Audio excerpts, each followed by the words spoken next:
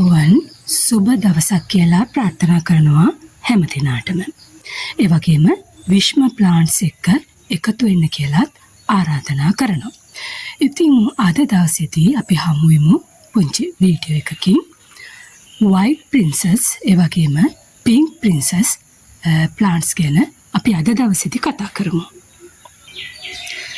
අපි බලමු මුලින්ම white princess. මේ philodendron වර්ගයක්. white princess එකේ කොටස් දෙකක් තියෙනවා. මේ තමයි white princess එක. මේ තමයි white princess එකේ විසාඩ් කියන එක. මේක පත්‍ර ගොඩක් ලොකුවට හැදෙන ප්ලාන්ට් එකක්. white princess එක, pink princess එක ඉන්ඩෝ ප්ලාන්ට් එකක් හැටියට තමයි සලකන්නේ. ඒ වගේම මේක අපිට මේ විදිහට නිවසින් පිටත හොඳට හිරු එළිය වක්‍රව ලැබෙන තැනක අපිට හදන්න පුළුවන්. මොකද හිරු එළිය වැදගත් වෙනවා මේ ප්ලාන්ට් එකේ පත්‍ර මත තියෙන මේ නිර්මාණය. මෙන්න මේ විදිහට වෙරිගේට් වෙන එක පවත්වාගෙන යන්න.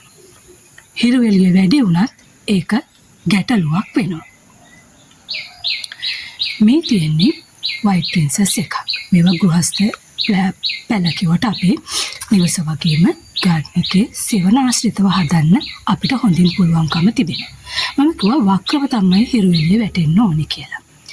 වක්‍රව හිරු එළිය වැටුනොත් අපිට මේ වගේ පත්‍ර ලබා ගන්න පුළුවන්කම තියෙනවා. නැත්නම් පත්‍රය මෙන්න මේ වගේ කොළ පාටට හුරු වෙනවා. මෙන්න මේ සුදු ගතිය අපිට අඩු වෙනවා.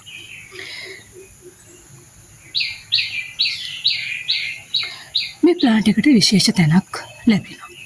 ගෘහණියන් ගොඩාක් කැමති ප්ලාන්ට් එකක්. ඉන්ඩෝර් ප්ලාන්ට් එකක් විදිහට නිවස හැඩ වැඩ කරගන්න, ගාඩන් එක හැඩ වැඩ කරගන්න ගොඩාක්ම ප්‍රයෝජනවත් වෙන ප්ලාන්ට් එකක්.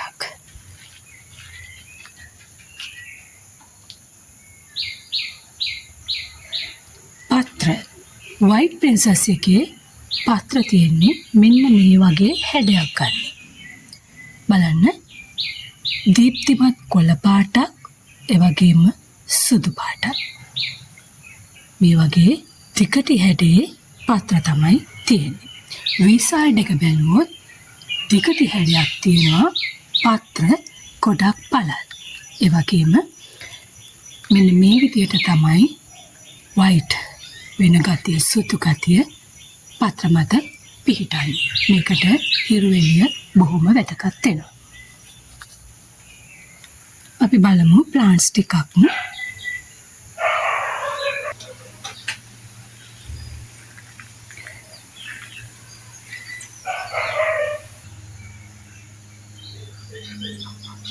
අපි බලමු ප්ලාන්ට්ස් ටිකක් මෙන්න මේ විදිහට. මේ තියෙන white princess එක. මේක මදර් පොට් එකක්. ඔයගලන්ට මේ white princess පැල හදා ගන්නකොට ආධාරකයක් මාර්ගයෙන් ඉහළට යවා ගන්නත් පුළුවන්. මම white princess විතරක් නෙමෙයි pink princess උත් මේ පොදුවේ තමයි කතා කරන්නේ. ආධාරකයක් මාර්ගයෙන් ඉහළට යවා ගන්නත් පුළුවන් බුෂ් එකක් විදියට. මෙන්න මේ වගේ බුෂ් එකක් විදියට හදා ගන්නත් පුළුවන්. ඒ වගේම මෙන්න මේ වගේ තනි පැල විදියටත් හදා ගන්න පුළුවන්. මේක මේ පත්‍ර මේ ප්ලාන්ට්ස් වල තියෙන මේ පත්‍රවල තියෙන මේ හැඩයන් එක්ක ඉහළ ඉල්ලුමක් තියෙනවා white princess, pink princess වලට. මේ තවත් ඒවා මේ තියෙන්නේ pink princess ප්ලාන්ට්ස් ටිකක්.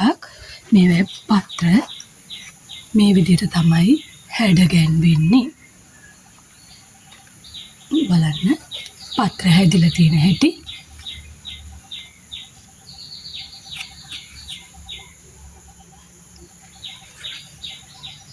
මේක pink princess කියන්නේ මේක මාබල් එක. එතකොට මේකත් ඒ වගේම තමයි. මේ තියෙන්නේ පින්ක් ප්‍රින්සස් එක.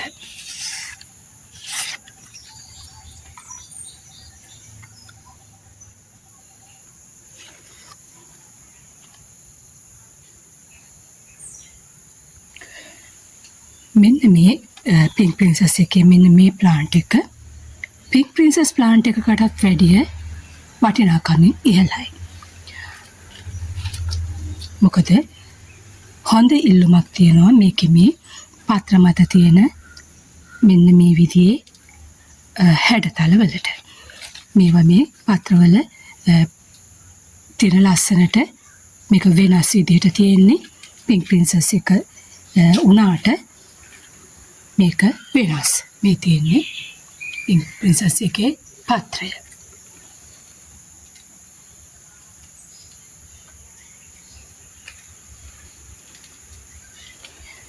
මේ ප්ලාන්ට් එකට වැඩිය මේ ප්ලාන්ට් එක ඉහළම මිලක් වෙනවා.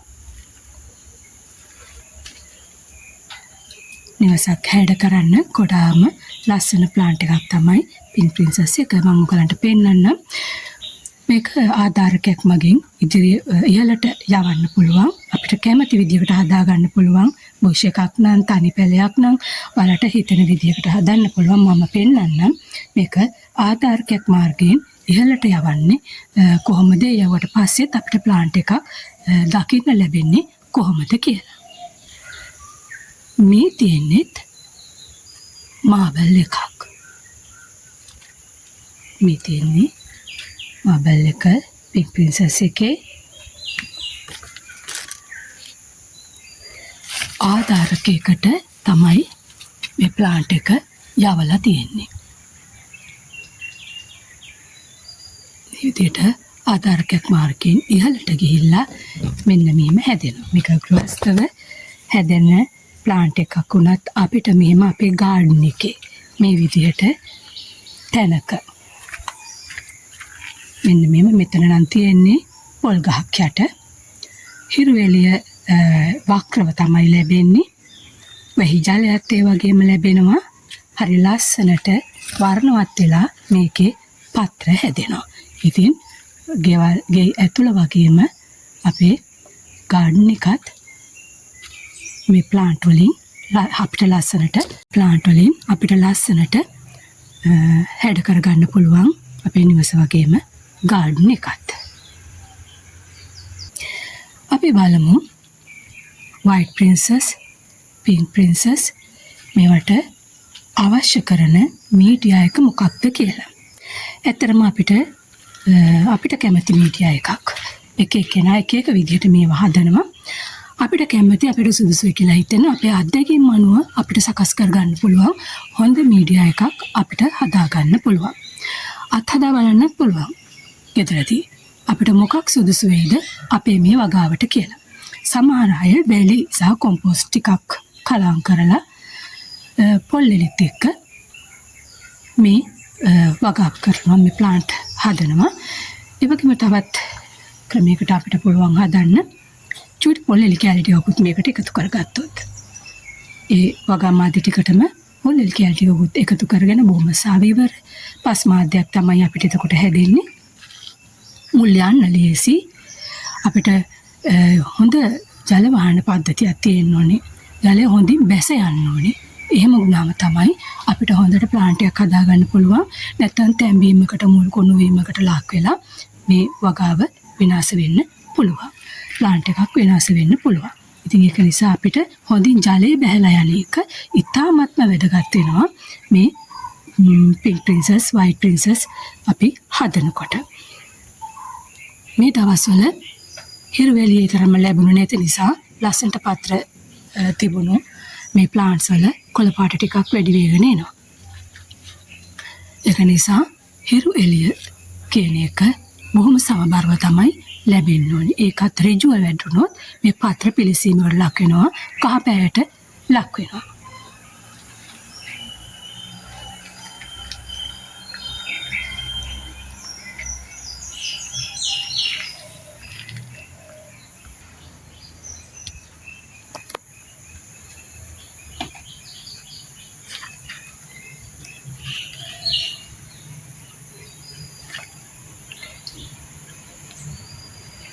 ප්ලාන්ට්ස් වල පත්‍ර මේ විදිහට තමයි තියෙන්නේ. ඔයගලන්ට බලන්න පුළුවන්.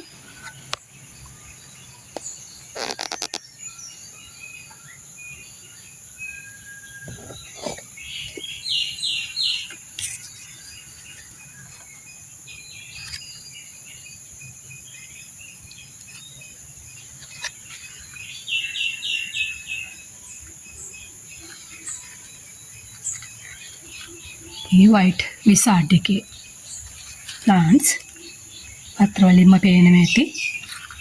ඒවා ගොඩක් ලොකුවට තමයි හැදෙන්නේ. මේක නම් වයිට් ප්‍රින්සස් එක. මේ තියෙන්නේ විසාඩ් එක.